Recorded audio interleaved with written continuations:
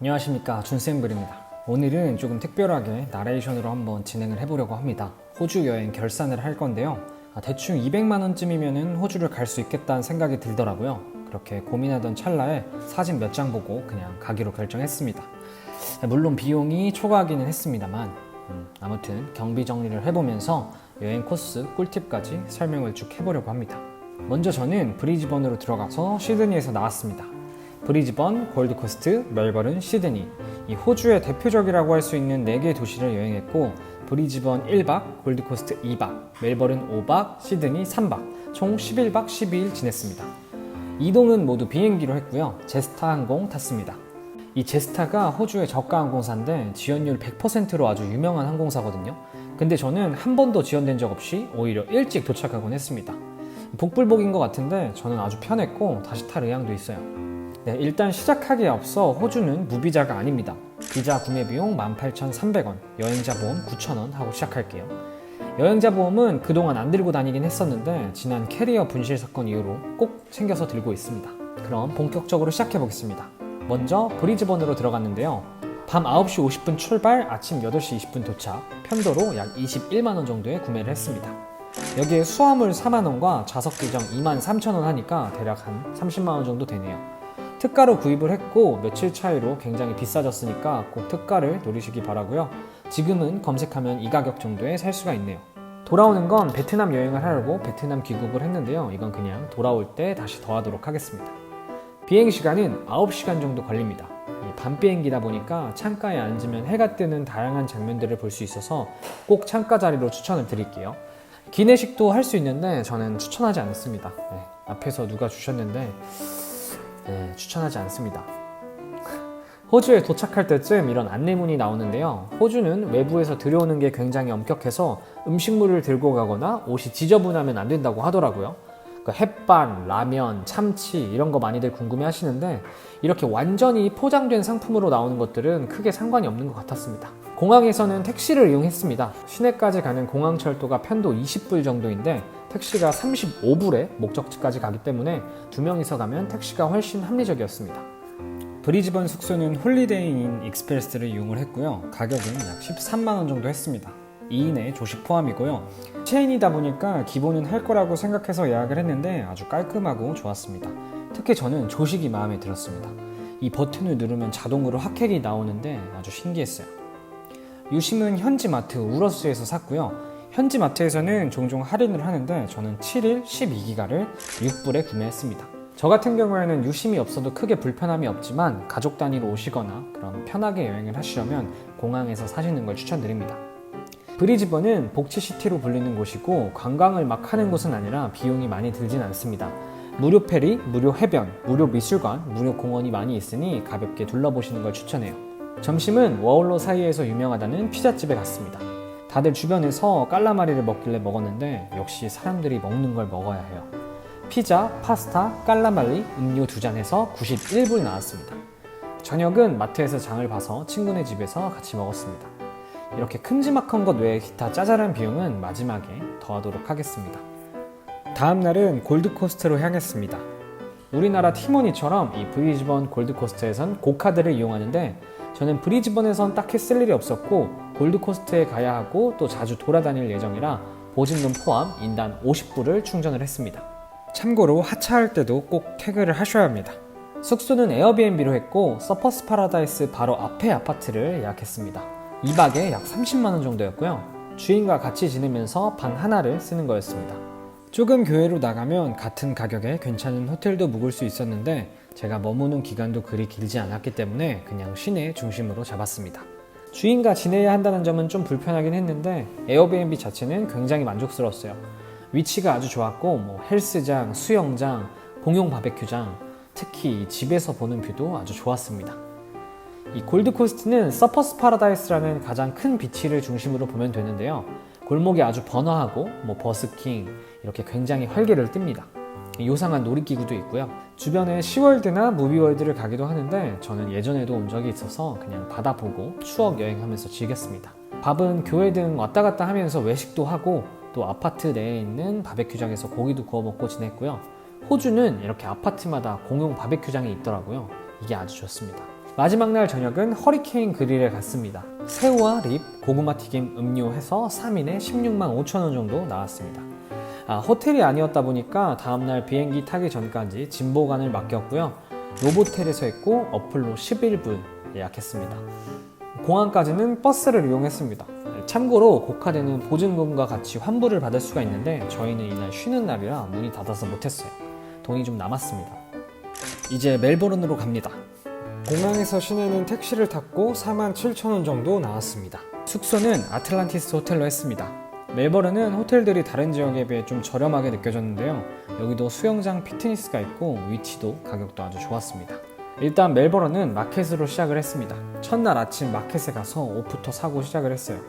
멜버른은 다른 지역과 온도가 같아도 체감상 더 춥게 느껴지더라고요. 옷은 둘러보면 되는데 보통 시장 초입이 좀 비싸고 들어가면 더 저렴한 것도 많습니다. 이 후드티를 10불에 사서 멜버른에서 아주 본전 뽑고 다녔습니다. 입구에서는 이렇게 핫도너츠를 파는데 인기가 아주 좋습니다. 따뜻한 도넛 안에 딸기잼이 있는데 누구나 다 예상하는 그런 맛이지만 맛있으니까 한번 꼭 드셔보시기 바랍니다. 5개에 10불인데 낱개로도 팝니다. 1개에 2불입니다. 이동수단으로 멜버른은 트램을 이용을 하고요. 고카드가 아닌 마이키 카드를 쓰고 10불 충전했습니다. 시내 중심은 무료 트램존이 있어서 쓸 일이 별로 없었고 그 외로 나가는 다운타운 느낌의 피츠로이, 칼튼비티 전망대 등 가는 데에만 사용을 해서 교통비는 많이 안 들었네요. 무료 트램존은 이 사각형이고 이 노선 안에서는 어떤 트램을 타도 돈을 내지 않아도 됩니다. 만약 무료존을 벗어나면 그땐 퇴근을 하셔야 돼요. 그 중에서 35번 트램이라고 가장 오래된 트램이 있는데 이건 완전 무료존만 다니는 거라서 이동수단으로도 좋고 관광수단으로도 아주 좋았습니다. 다음 추천 코스는 일단 이 도서관입니다. 인스타그램에서 해리포터 도서관으로도 유명한 곳인데요. 실제로 보면 너무 멋있고 그냥 관광지 같습니다. 공부하러 온 친구들도 많은데 사진 찍는 사람이 더 많았어요. 미사거리도 갔는데 여기는 10년 전에도 미사거리였고 지금도 미사거리로 불린다고 하네요. 정말 그 미안하다 사랑한다 때문에 유명한 건지는 모르겠는데 아직도 많이들 와서 사진을 찍습니다. 다만 여기가 그렇게 안전한 것 같진 않았어요. 뭐 술을 마시거나 약을 한 것 같은 사람들도 많았고 저한테도 이상하게 친구가 접근했었으니까 낮에 가시고 주의하시길 바랍니다.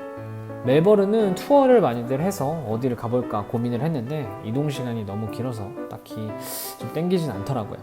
그러다가 딱 하나 가긴 했는데 이건 조만간 영상으로 보여드리도록 하겠습니다. 보통 퍼핑빌리나 그레이트 오션로드를 많이들 가시고 투어 비용은 1인당 15만원 정도 생각하시면 될 것 같습니다. 하나쯤은 가보시는 것도 좋을 것 같아요. 멜버른 강력 추천 음식은 바로 이 데이비드 핫팟입니다. 마라탕 가게인데 아까 말씀드린 대로 이 멜버른은 다른 지역보다 좀 더 쌀쌀한 감이 있어서 뭐 저녁에 마라탕 하나 하면 이겁니다. 바로 저는 마라탕을 한국에서 제대로 먹어본 적이 없는데 여기서 먹고 마라탕에 아주 푹 빠졌습니다. 먹고서 다음날도 또 갔고요.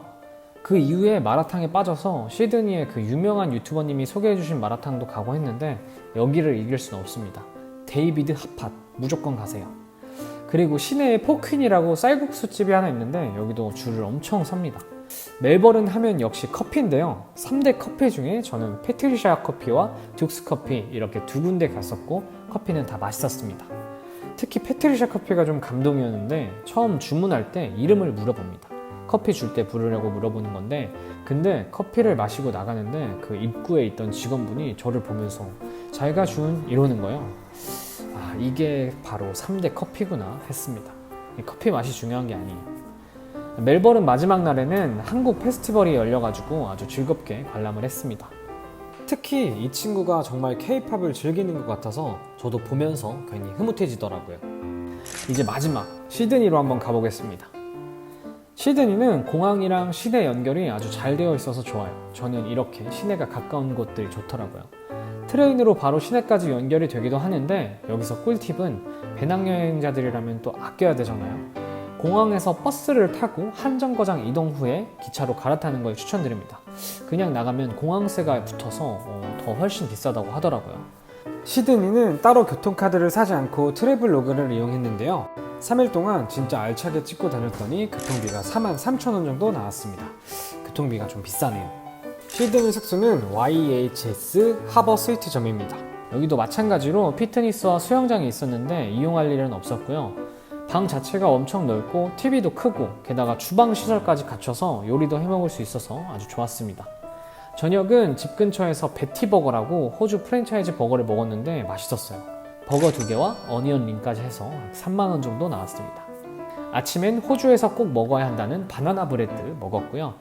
그리고 여기는 컴포즈 커피가 유명합니다. 이 근처에 시드니 대학교가 포토존으로 유명한데 지금은 들어갈 수가 없더라고요.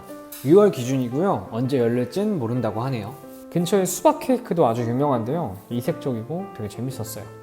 다음 날은 그래도 시드니 왔는데 페리 한번 타자 싶어서 페리 타고 사진도 찍을 겸 루나파크에 갔습니다. 입장료도 무료고요. 웬일인지 사람이 없어서 사진 찍고 놀기도 아주 좋았습니다.